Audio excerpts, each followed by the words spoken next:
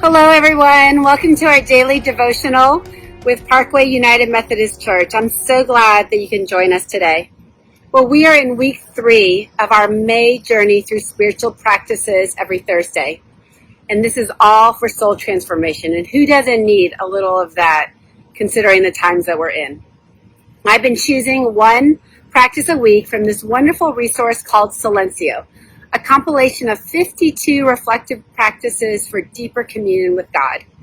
It's written by a variety of men and women who have discovered the presence of God through these disciplines.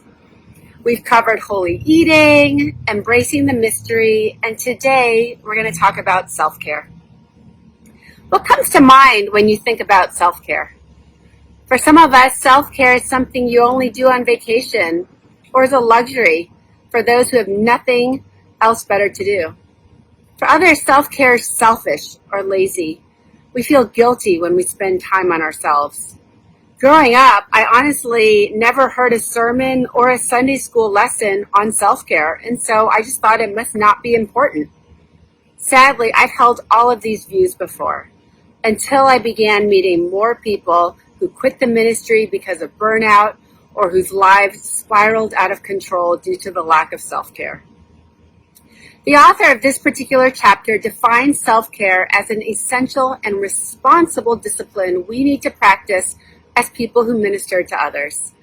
It is putting into practice loving others as we love ourselves. Matthew 22, verse 39.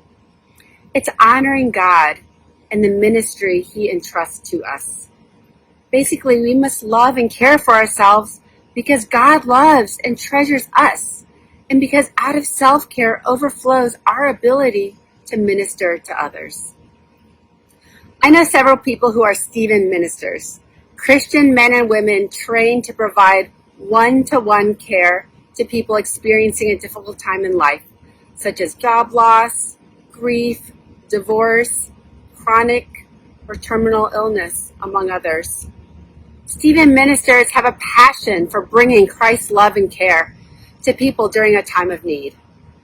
And the ones I know sacrifice a great deal of time and emotional energy to serve their care receivers. One thing I was surprised to find out is that Stephen ministers don't just get trained and then are deployed. They meet up regularly with their own care group. They meet with other Stephen ministers for care, accountability, and to make sure they themselves are not on a dangerous path to burnout. I love that self-care is embedded in this really important ministry. They know that compassion fatigue, secondary trauma, and vicarious trauma are things caregivers can all experience. How many of you yourselves have faced chronic exhaustion before? Just living your life of work, parenting, relationships, and service. That's a lot. And most of us carry a lot. We don't even recognize the signs and symptoms of lack of self-care because we've never taken the time to build that rhythm into our lives. Jesus' disciples were with Jesus, and they were doing a lot of ministry, oftentimes from sunup to sundown, not even having time to eat because they were serving so many people. And on one such occasion, in Mark chapter 6, verse 31, Jesus says to his disciples, "Come with me by yourselves to a quiet place and get some rest." The Lord gives us permission to rest.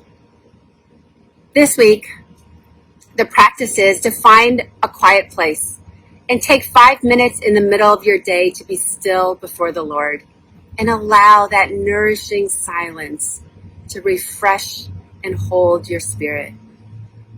If you have time, take another 5 minutes to notice how you're feeling and allow your feelings to be a starting point for a conversation with the Lord about what's on your heart and how to build in rhythms of self-care into your life. May God go with you in this process and bless you with His peace and presence. We'll see you next time.